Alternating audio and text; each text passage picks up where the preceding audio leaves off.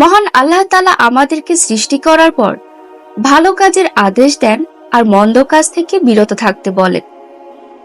আমরা ভালো কিংবা মন্দ যে কাজই করি তার জন্য রয়েছে কতিপয় সাক্ষী। এই সকল সাক্ষী আমাদের পক্ষে অথবা বিপক্ষে সাক্ষ্য দিবে। সুতরাং আল্লাহ পাকের পক্ষ থেকে সাক্ষী সকল যেন আমাদের পক্ষে সাক্ষ্য প্রদান করে, বিপক্ষে সাক্ষ্য না দেয়, আমাদের সে চেষ্টা থাকা জরুরি।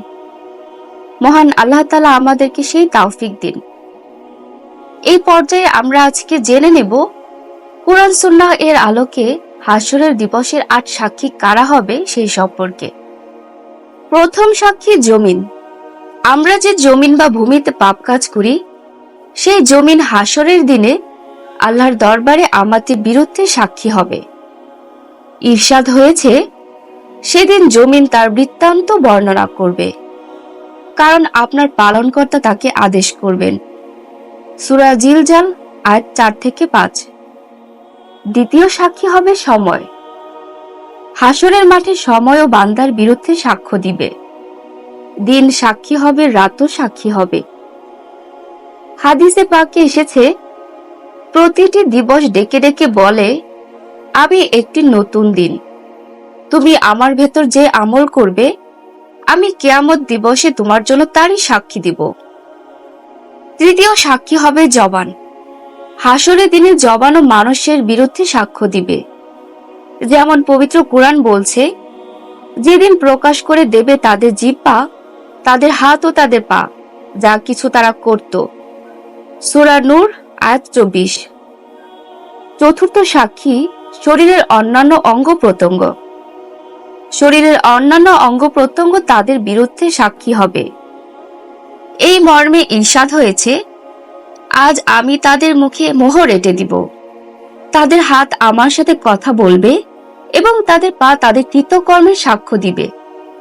সূরা ইয়াসিন আয়াত ৬৫। পঞ্চম সাক্ষী ফেরেশতা। দুজন ফেরেশতা মানুষের বিরুদ্ধে সাক্ষ্য দিবে, যাদেরকে কিরামান কাতিবিন বলে। অবশ্যই তোমাদের উপরে তত্ত্বাবধায়ক নিযুক্ত আছে, সম্মানিত আমল লেখক বৃন্দ। তারা জানে যা তোমরা করো। সূরা ইনফিতার আয়াত ১০, ১১, ১২। ষষ্ঠ সাক্ষী আমল নামা।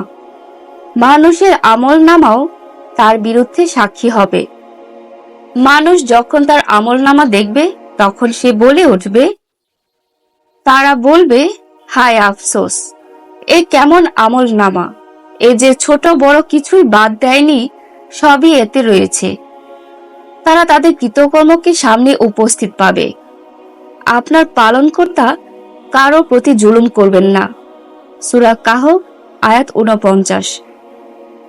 সপ্তম সাক্ষী হবে জিন ও ইনসানের নবী হযরত মুহাম্মদ সাল্লাল্লাহু আলাইহি ওয়াসাল্লাম। হাদিসে ইরশাদ হয়েছে, সকল উম্মার আমলসমূহ ফেরেশতাদের মাধ্যমে প্রতি বৃহস্পতিবার নবী করিম সাল্লাল্লাহু আলাইহি সাল্লামের সামনে পেশ করা হয়।